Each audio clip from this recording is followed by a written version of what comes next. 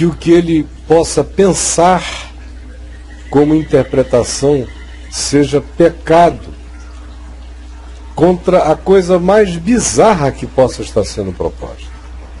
Porque o espírito de seita, quando entra na mente da gente, pela via religiosa especialmente, que é aquela sobre a qual nós vamos nos concentrar, que existem várias seitas.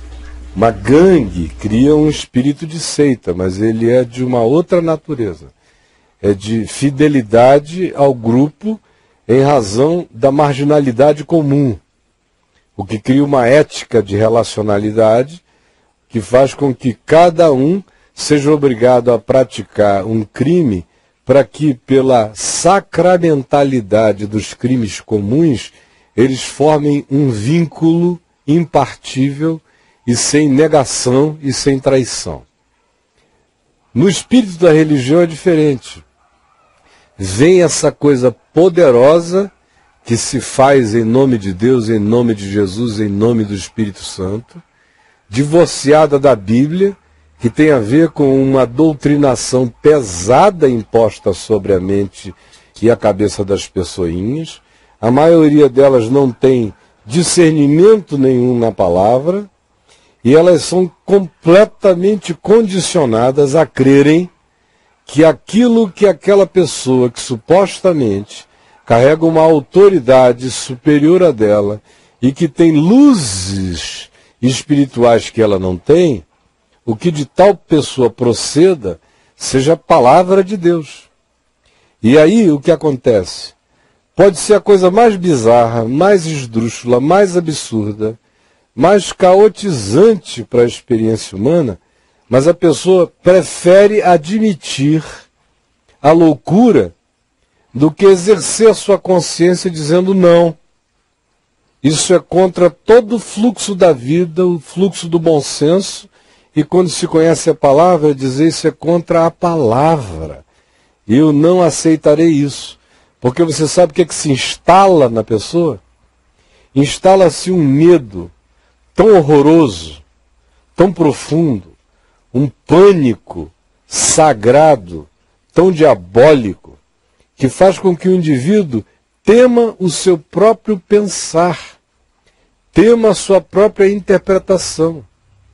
E em alguns casos se torna algo tão poderoso que você vê, como eu já vi milhares de vezes, milhares, não é hipérbole, não é exagero, milhares de vezes nesses 40 anos, pessoas que exercem o bom senso em várias outras áreas da vida, mas naquele aspecto, naquela segmentação, elas estão tão condicionadas que elas dizem o seguinte: eu me neguei a exercer tudo que era raciocínio gritante dentro de mim, os calei, os esbofeteei, os amordacei dentro de mim, pelo simples fato de que me vinha um temor enorme de que o só pensar que aquilo que o meu líder, que o meu pastor, que o meu diretor espiritual, que o meu apóstolo, que o meu bispo, que o meu profeta estivesse orientando, pensar que aquilo fosse algo negativo, errado, pecaminoso, até diabólico, me era uma impossibilidade absoluta, porque só a ideia de pensar aquilo me fazia ter o sentimento de que eu estava pecando contra o Espírito de Deus, e de que eu estava julgando a santidade de um homem que a pessoa já considera santa, independente e mesmo divorciadamente do que o indivíduo mande fazer. É quando você projeta para o outro a perspectiva de uma santidade oracular tão pagã e tão encarnada no indivíduo, que ele dá a ordem mais absurda possível e as pessoas vão e cumprem. Mesmo que seja contra o Evangelho, contra a vida, contra Jesus, contra tudo que a consciência ensina e mande, mas ela vai e realiza. E realiza porque ela diz: pensar o contrário para mim já era pecado. O que ele mandava fazer, por mais pecaminoso que fosse, era para mim um pecado menor do que pensar que ele pudesse estar me mandando fazer algo errado. É quando a pessoa que assim fica imantada com tais poderes se torna o Deus da nossa mente e da nossa vida. Isso acontece o tempo todo, acontece toda hora. A maioria dos crentes está tomada por esse espírito de seita. E eu vou recorrer ao Dr. Stone, lá do Índice da Maldade, entrevistando um indivíduo que fez parte de uma seita mórmon, e tanto faz se ela é mórmon, pentecostal, neopentecostal, puritana, católica, islâmica, de que natureza seja, o processo psicológico é o mesmo. A intimidação, a paralisação do raciocínio é o mesmo.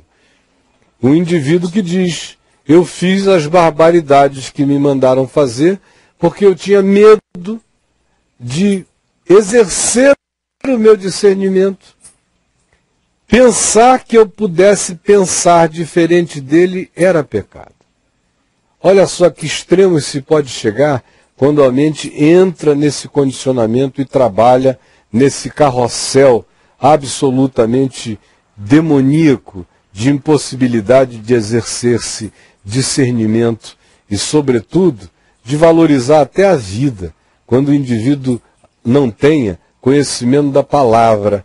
Mas mesmo que não o tenha, cada um de nós carrega uma essência de consciência que não pode ser violada. Cada um de nós sabe caminho do bem e do mal nas coisas mais básicas da vida. O que é antivida é mal, o que é pró-vida é bem. Olha lá. Por outras a cometer atos impensáveis.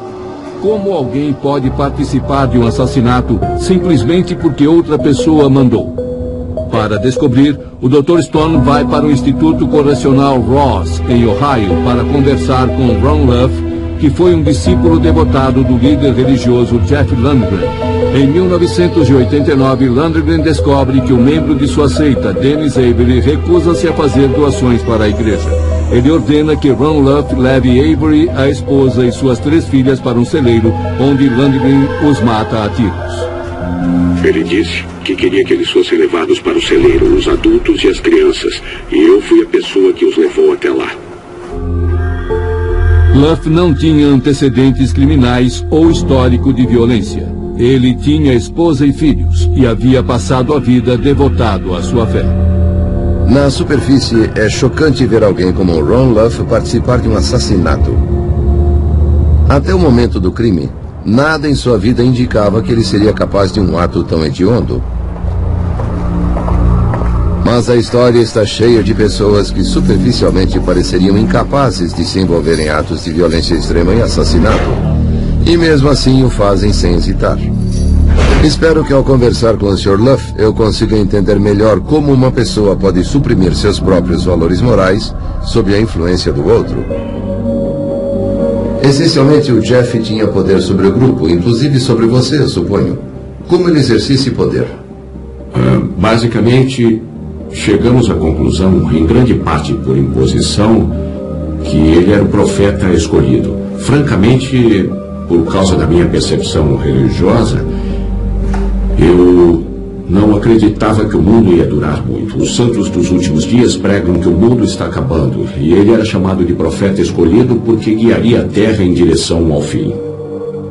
Em 1987, Ron Luff é um mormon devotado. Após ouvir falar sobre Jeff Landgren, ele se convence de que Landgren é um profeta legítimo. Ele deixa sua vida para trás e leva a esposa e os filhos para juntar-se ao grupo de discípulos de Landgren. Tínhamos que nos mudar pela fé, e os outros também haviam se mudado, também fizeram a mesma coisa. Eu fiz aquilo e lembro que minha mão tremia quando eu escrevia a carta de demissão da fábrica onde trabalhava em Missouri, dizendo que iria cumprir o aviso prévio. Não sabia que era um grupo, uma seita, nada disso. Eu não conhecia nada sobre seitas, mas aquelas pessoas pareciam certas de onde elas estavam e por que estavam ali. Acabamos sendo persuadidos a cortar a comunicação com o mundo exterior. Parentes, amigos, era como se a janela estivesse fechada e não fosse permitido ar fresco. E você vive esse ambiente todos os dias. A seguir, Ron Luff tem que provar a força da sua devoção. Deus havia se tornado o Deus terrível no alto da montanha, um Deus colérico que fazia exigências rígidas. 1989, Ohio. Ron Luff é um discípulo leal do líder religioso Jeff Landgren, que ordena que ele ajude na execução dos Avery's, uma família de 5 pessoas, membros da seita. Luff obedece sem hesitar. Ele disse que queria que eles fossem levados para o celeiro, os adultos e as crianças. E eu fui a pessoa que os levou até lá. O Dr. Stone conversa com Luff na prisão, na tentativa de descobrir o que pode levar uma pessoa a participar de um crime tão hediondo. Pessoalmente, acho que Landgren era fascinado pelo assassinato. E creio que ele queria saber como era matar alguém. Quando você foi escolhido, no que pensou no momento em que tudo começou a acontecer? Eu me senti obrigado como alguém que tinha que executar uma ordem. Deus havia se tornado o Deus terrível no alto da montanha, um Deus colérico que fazia exigências rígidas. Quais eram seus pensamentos, se é que você se permitiu pensar, enquanto levava a família um por um para o celeiro? Se permitiu pensar? Como é? Você disse se é que você se permitiu pensar. É, isso. Essa é uma das coisas que as pessoas perguntam. Você não sabia que isso iria acontecer? Bom, é impossível determinar o que Deus vai exigir de você. Especialmente nesses momentos considerados sagrados, como esse supostamente era. Quando você faz alguma coisa terrível sob a autoridade divina, a última coisa que quer é pecar. E para mim seria um pecado pensar que eu sabia o que ele faria lá dentro. Espera aí. Para você seria um pecado saber que ele agiraria neles? Por quê? Porque não cabia a mim determinar o seu destino. Mas se você sentisse que os assassinatos eram justos, então não seria pecado? O pecado não consistia no fato deles morrerem ou não. O pecado estaria na minha mente em saber o que aconteceria. Ele poderia ter dado a eles o perdão e não matá-lo. Após o primeiro tiro, devia haver algum lugar no seu cérebro que sabia que os outros 4 teriam destino semelhante, não? Por quê? Porque essa seria a tendência. Isso é pensar fora do esquema. Mas não muito longe dele. Ele é imenso. Eu lembro de quando estive em Lucasville, na penitenciária de segurança máxima, eu estava conversando com um dos guardas e ele perguntou como era sofrer uma lavagem cerebral. Eu disse que o confinamento era bem maior que na prisão. E quis dizer isso. Quando você não consegue pensar fora do esquema, isso é escravidão.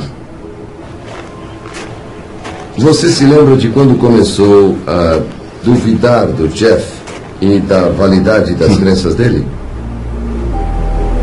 Quando comecei a tomar consciência, eu comecei a ver Dennis Avery. Eu entrava numa loja de departamentos, num posto de gasolina, e alguém que se parecia com Dennis passava por mim. Eu senti o cheiro do celeiro. Me lembro...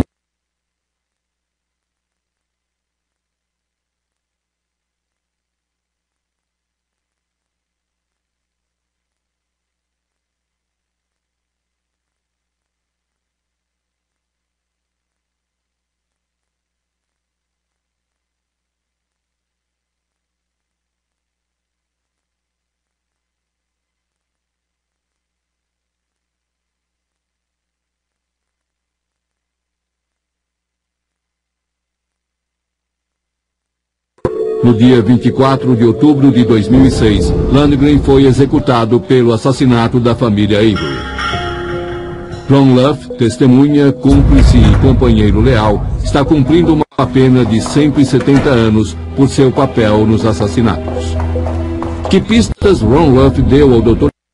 Stone sobre pessoas aparentemente incapazes de cometer crimes hediondos?